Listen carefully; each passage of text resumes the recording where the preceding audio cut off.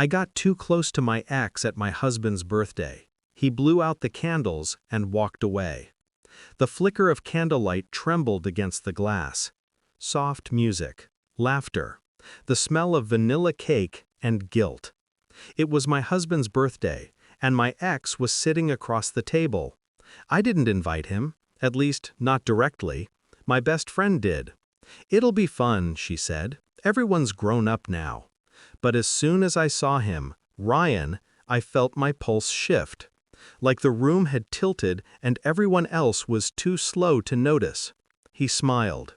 The same smile that used to make me forget who I was. The one I swore I'd never fall for again. And then he hugged me. Just a friendly gesture. Innocent. Harmless. Except it wasn't. His breath brushed my ear when he whispered, "You still wear the same perfume." I froze. My husband, Adil, was only a few feet away, talking to his coworkers. He didn't notice, or maybe he did and pretended not to. For the rest of the evening, I couldn't taste the food, couldn't hear the laughter. Every time Ryan's eyes found mine, something old and dangerous woke inside me. When Adil leaned over to kiss my cheek before blowing the candles, I felt it. The distance. Like he already knew. When the lights dimmed for the cake, his gaze met mine across the candles. Steady. Cold. Then he blew them out and walked away. That night, the silence was heavier than any argument. He didn't ask questions, didn't accuse. He just went to bed. I stood in the living room, staring at the half-eaten cake, the lipstick-stained wine glass. My own reflection in the dark window looked like someone else's wife, someone unfaithful, even if nothing had happened. But something had happened. The memory of Ryan's hand brushing mine, that lingering look, the way my heart betrayed me for a single second, it all replayed, louder than the silence Adil left behind. The next morning, Adil didn't speak much. He left early. No kiss. No goodbye. I told myself I was overreacting, that he wasn't suspicious, that it was just his usual quiet. But when I picked up his phone by mistake, I saw it. A single message from an unknown number. "You were right about her." My blood turned to ice. Who was he talking to? Who was right about me? I scrolled, deleted messages. Nothing else remained. But that one line was enough. He knew something, or thought he did. That night I tried to talk to him. He only said, "I saw the way you looked at him." My throat closed. "Adil." He turned his face away. "Don't insult both of us with a lie." Then he left the room. That's when I realized he wasn't angry. He was watching me, testing me, and I was already failing. Days turned into silent routines. The space between us stretched until it became another person in the house. He came home late. No explanations. I checked his drawer once, an envelope, half torn, with a name on it. Ryan's Company. My chest burned. He was investigating him. Every click of Adil's phone, every unread message, every quiet dinner became a chess game I didn't know how to play. So I did what he was doing. I started digging. I found that Ryan had texted my best friend after the party. "Good seeing her again," he'd written. "Still beautiful." And she replied, "Careful, her husband's smarter than he looks." The words hit harder than any accusation. Everyone knew something I didn't. I decided to test Adil, to see how much he knew. I left my phone unlocked on the table, an old picture of Ryan visible in my gallery. I watched his eyes flicker to it when he passed by. He said nothing, just smirked. That smirk said more than words. It said, "I know, I'm waiting for you to hang yourself." My heart became a prisoner between two men, one from my past, one from my present, both circling me, silently, like predators studying a wounded animal. At night, I'd wake up and find Adil sitting at the edge of the bed, staring at nothing. Sometimes I wondered if he was imagining how I looked in Ryan's arms. Sometimes I wondered if he already knew I had imagined it too. The truth came on a Thursday. Not in a fight, not in tears.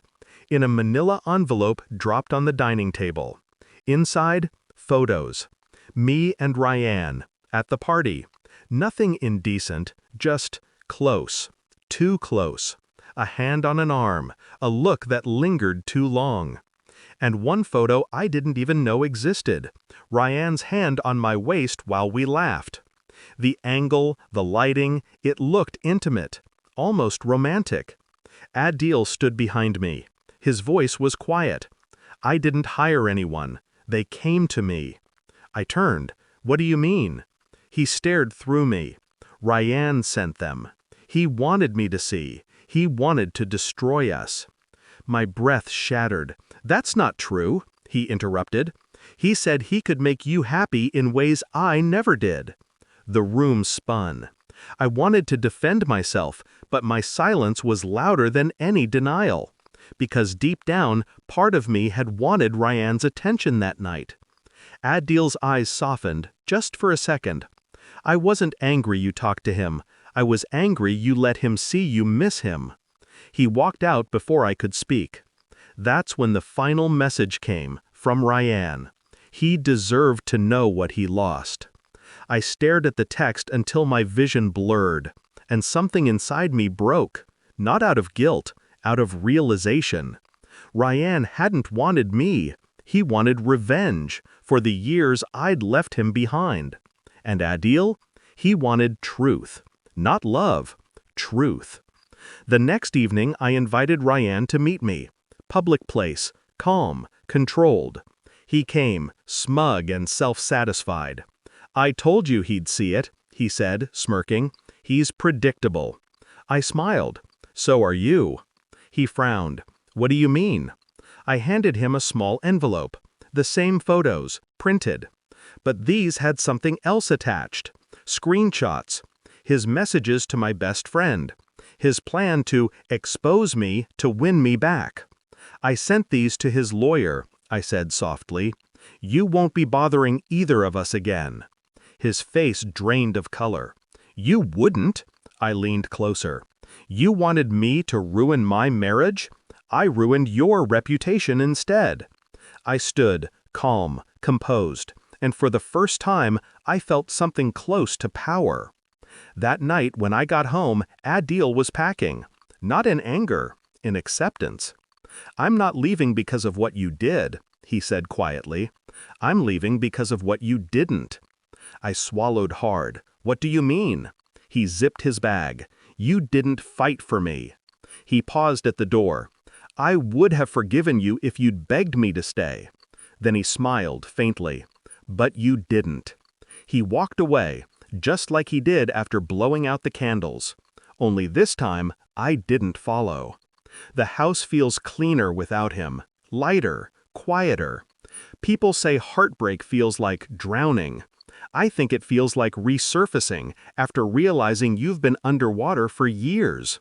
Sometimes I replay that night in my head. The candles, the laughter, the moment he blew them out.